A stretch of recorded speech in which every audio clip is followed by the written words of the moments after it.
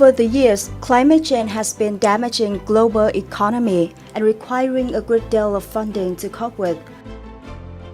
According to NASA, 2016 is the warmest year in 136 years of recorded data, with the global average temperatures on Earth's surface in November alone rising by 0.95 Celsius degrees in comparison with the average temperatures for the 20th century.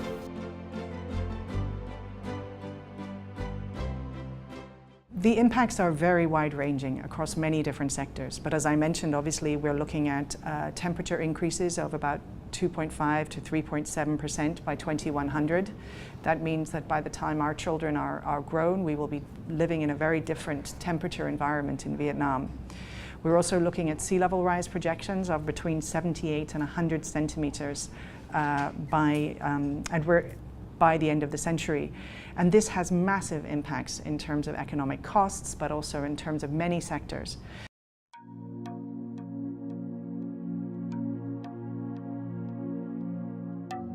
The World Bank estimates that developing countries need between $70 billion and $100 billion annually by 2050 to meet current and future climate change adaptation needs. However, public finances are still far below what is needed. In 2011, developing countries were only able to manage a total of $4.4 billion for this activity.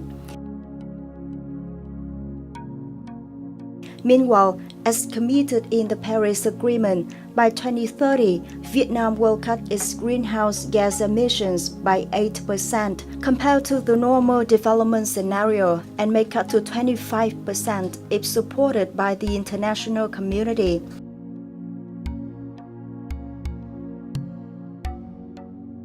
To implement the task of responding to climate change from now to 2020, Vietnam will need about $30 billion from state resources, international support, and enterprises.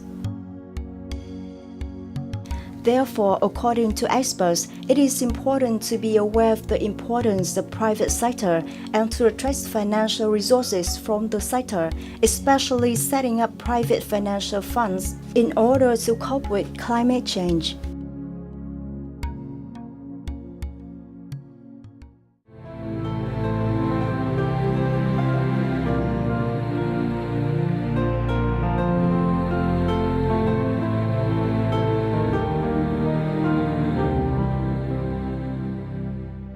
Hello and welcome to Sharing Vietnam. Finance for climate change is considered as the key for Vietnam in promoting action to respond and mitigate the effects of climate change, and private sector finance plays a very important role. Therefore, how to mobilize and use private sector finance effectively?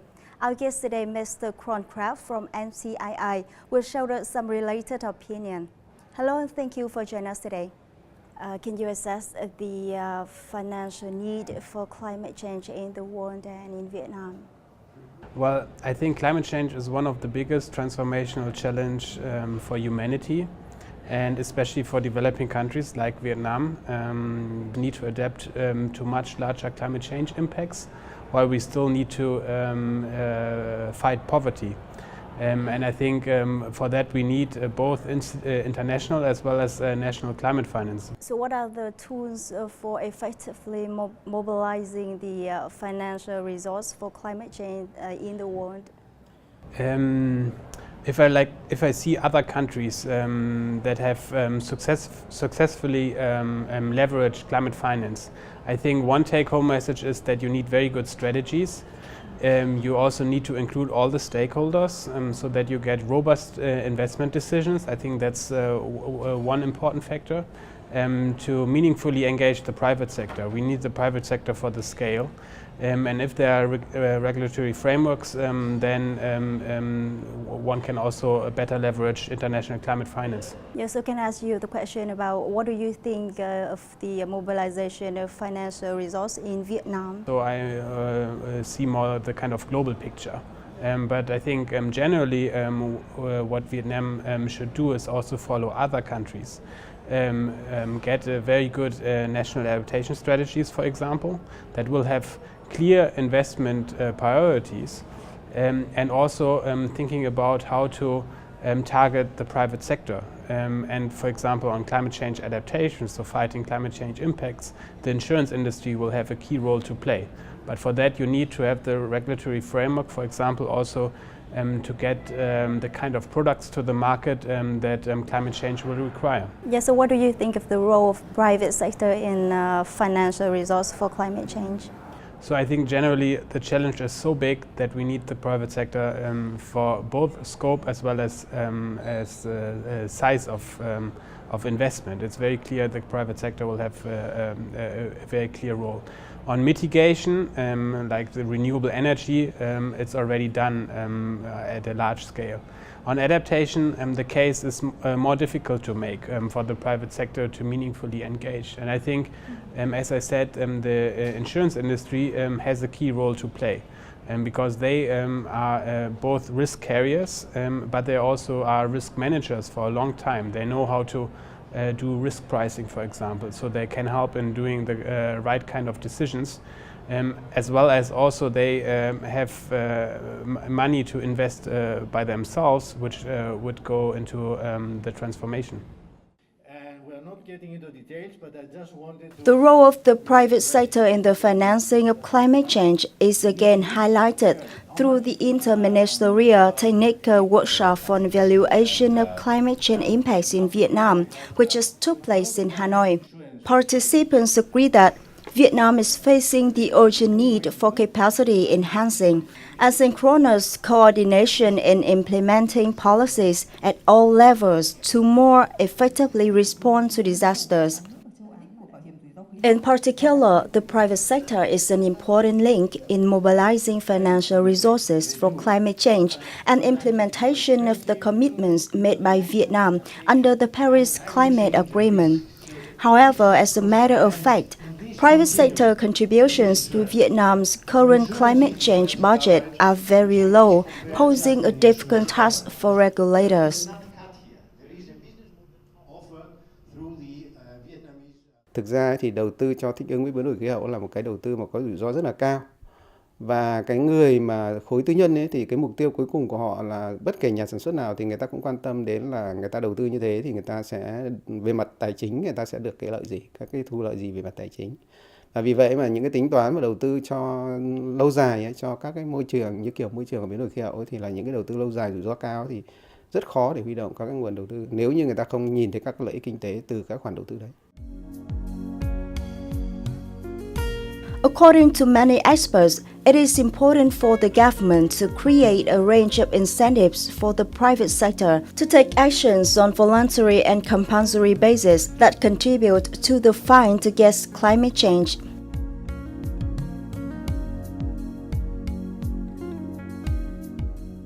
As profits are vital for businesses, one of the most feasible ways of attracting capital for climate change from this sector is to encourage investment in commodity production chains.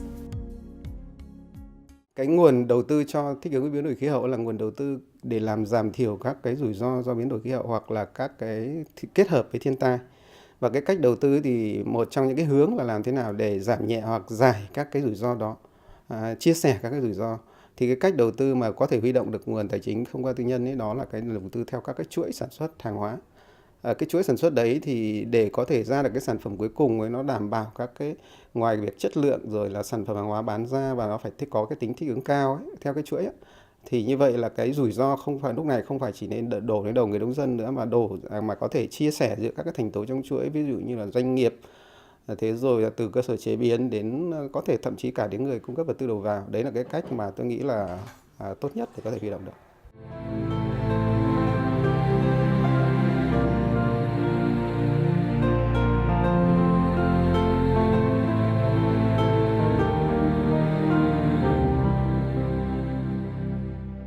So according to you, is there any difference in mobilizing financial resource for climate change in Vietnam comparing to other countries?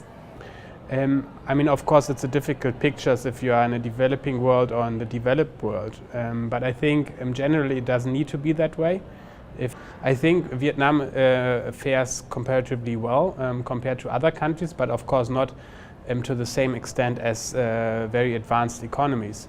But I think on the technology front, there are new approaches coming up, for example, through satellite images and others, that can really leapfrog and also can engage these kind of approaches or these kind of industries on a much more rapid scale and bridge that gap.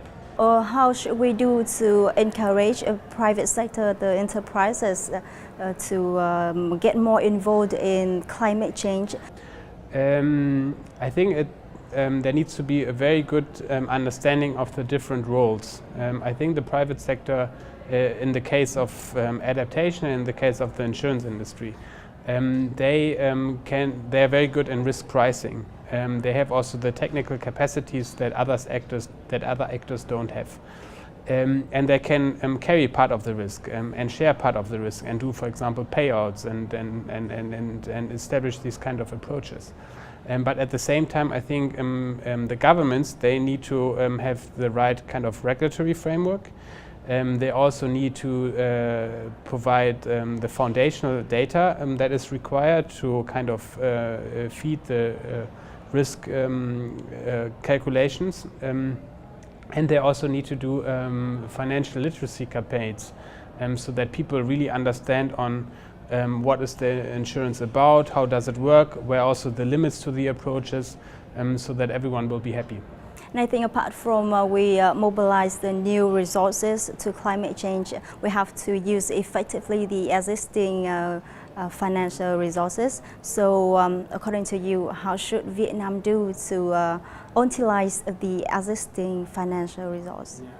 I think the challenge is that big that you also need to, for example, rely in part on domestic resources, and you have to do very effective spending. And I think for that what's also required is robust decision-making processes and also tools that you can actually apply, for example, cost-benefit analysis that helps you to prioritize where do you invest your public finance.